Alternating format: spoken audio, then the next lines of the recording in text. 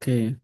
Ball A is thrown vertically downwards from the top of the building, 80 meters high, at the velocity of 12 meters per second. At the same instant, second identical ball B is thrown upwards at a velocity of 3 meters per second.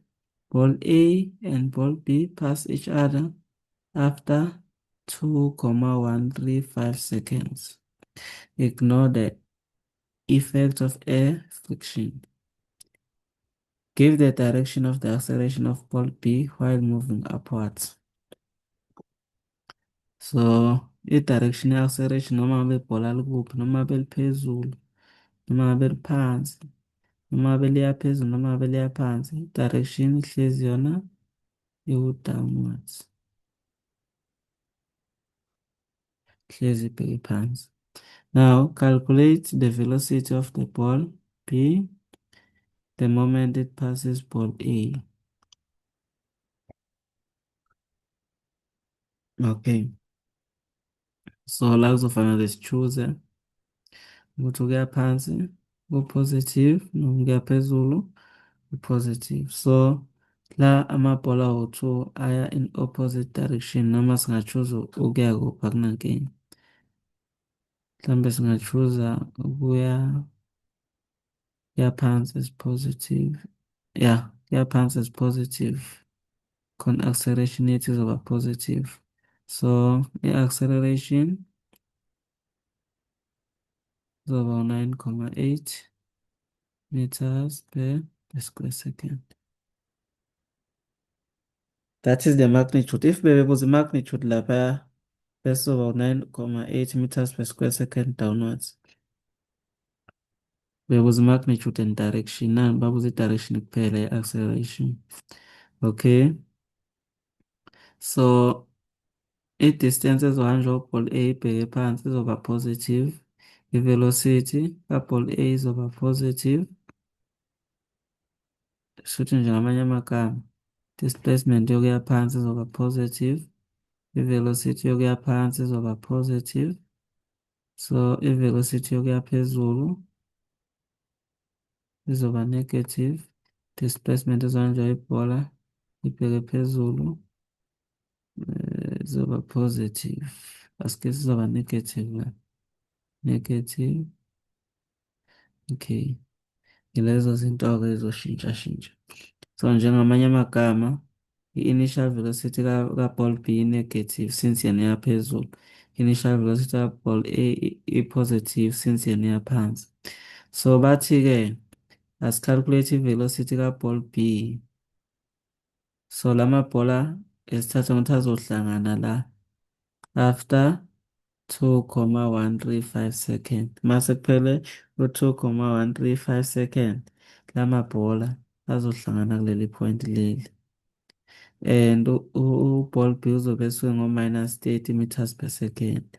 But as-calculate i-final velocity noma i-velocity azohlangana ngayo no-ball A. After sihamba isikhathi esiwubani?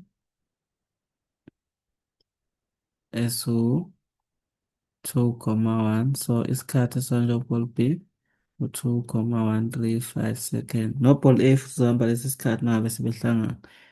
Initial velocity ka-ball B minus 30 meters per second. Sifuna final velocity. So singa-check ama-formula. Vf squared is equal to Vi squared plus 2a change in y.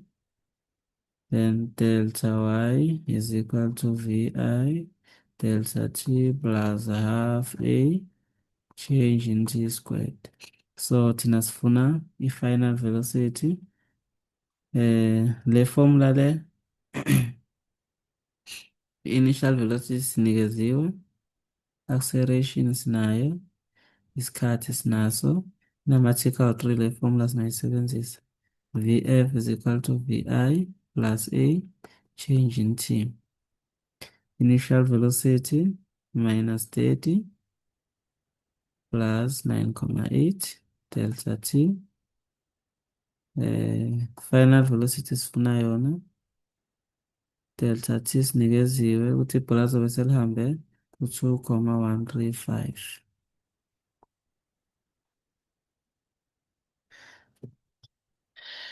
minus 30 plus 9,8 9,8 2,135 so 9,077 meters per second. Then we conclude 9,077 meters per second, say upwards. Imali lizohlala la, lihlale la, lihlale lapha. So if ukhohliwe wena ukuveza upwards, ngeke uze uthole imali kule final answer. Ngoba sikhetha ukuya phezulu as negative. So ingakho sithola i-answer negative. Kahle kahle lo negative usitshela ukuthi siya phezulu, usitshela nge-direction. Ukhumbule futhi i-velocity esisuka ngayo phansi fanele ibe nkulu kune-velocity esizofika ngayo lapha amabhola ehlangana khona. Ngoba phela as uball B eya phezulu, i-velocity yakhe iyancipha, iya-decrease. So isuka ku-negative 39 iya ku-negative 9.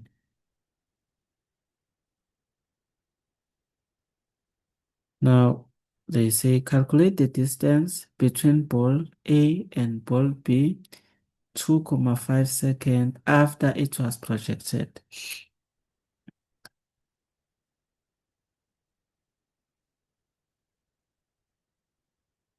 So, to asicalculate i-distance between bona bobabili.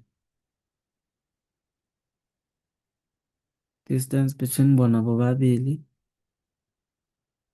Uma sekuphele imizuzu ewu-2,5 second. So, uball A uzohamba. Sase uball A uzohamba azazofika la. Uball A.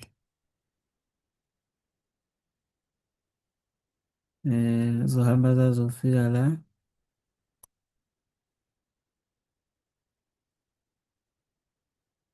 Uball A. Asiyazi leyo height leyo. Bese uball B naye uzohamba mhlawumbe azazofika la. Uball B.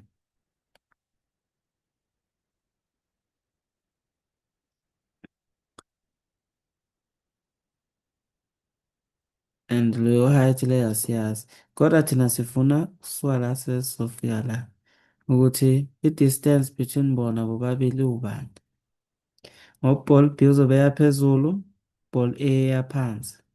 So, ukhumbule ukuthi bazohlangana at this point ku-2,135.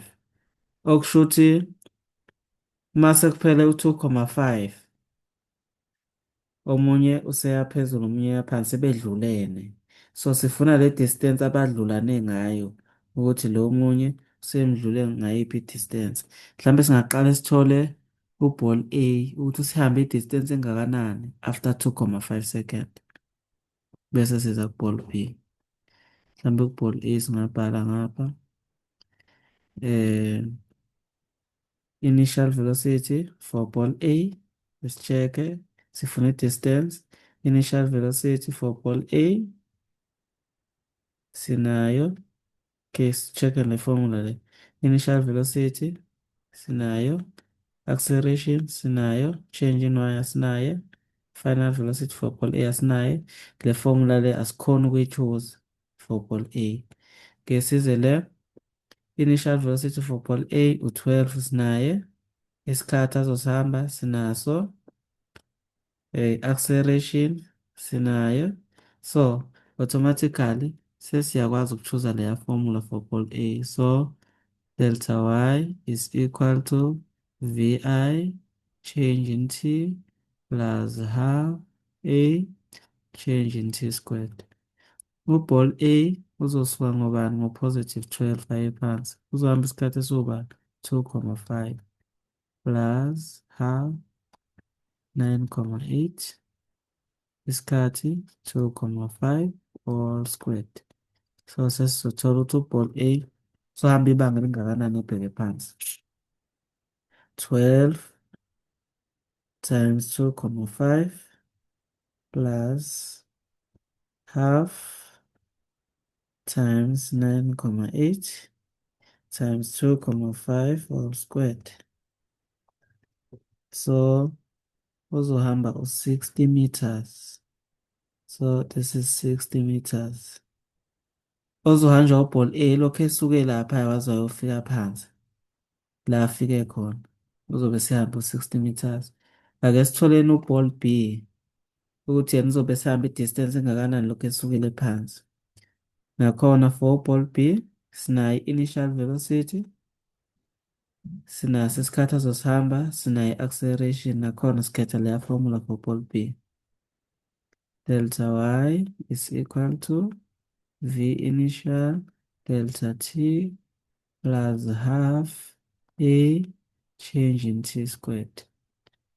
Initial velocity minus 30 ngokuya phezulu ku-negative isikhathi 2,5 plus half 9,8 times 2,5 squared. Okay, u-9,8 akanandaba ukuthi ibhola seliya phezulu noma seliya phansi. Since isikhethe thina ukuya phansi ku-positive, yena uzolokhu positive 9,8 ngoba sikhethe ukuya phansi ukuthi ku-positive. Kube sikhethe ukuya phezulu ukuthi ku-positive bezoba negative. Akasenandaba ukuthi ibhola liya phezulu noma liya phansi. Uma kwaba positive uba positive njalo, uma kwaba negative uba negative njalo. Uba negative if ukhetha ukuya phezulu ukuthi ku-positive, uba positive if ukhetha ukuya phansi ukuthi ku-positive. Now, negative 30 times 2,5 plus half 9,8 2,5 squared. So la minus 44,375 meters. Okuzoba u-4,4375 meters. So uball A ibanga selihambile u-44 44,375. So thina sifuna ukuthola ukusuka la uzofika la ubani. Mhlawumbe ake sithole la ukuthi kubani kusuka la uyofika la. So singathi 80 minus 60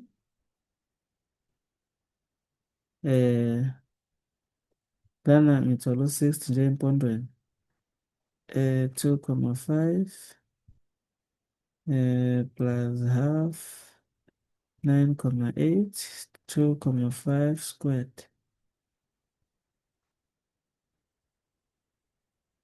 Lana u-60 akusu-60 nje la dot la u-60,625 meters. So sengizothi 60,25 meters minus 80 la u-19,375 meters. So ukuze ngithole le portion le ukuthi ubani, ngizothi lo 44 kusuka phansi uzofika lapha ku-44 minus lo 19,37 ngithole leya distance leya ukuthi sebeshiyana ngebanga elingakanani. So kuzoba 44,375 minus 19,375 44,375 zoba 25 meters. So le i-distance abashiyana ngayo uma bese bedlulene bashiyana ngo-25 meters.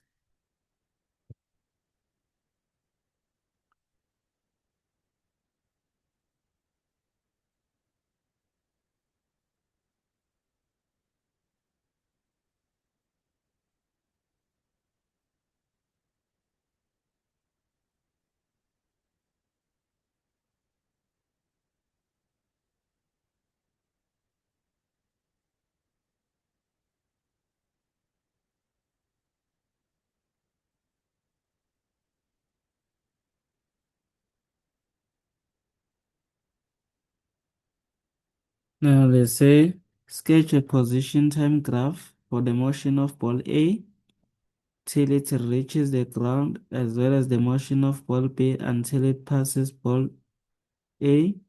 Use the ground as zero position. Clearly indicate the time at which the ball pass each other.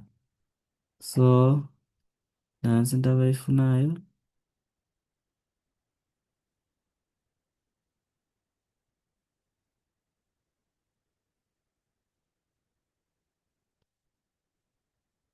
So ball A uhamba kanje. Ball B suka phansi.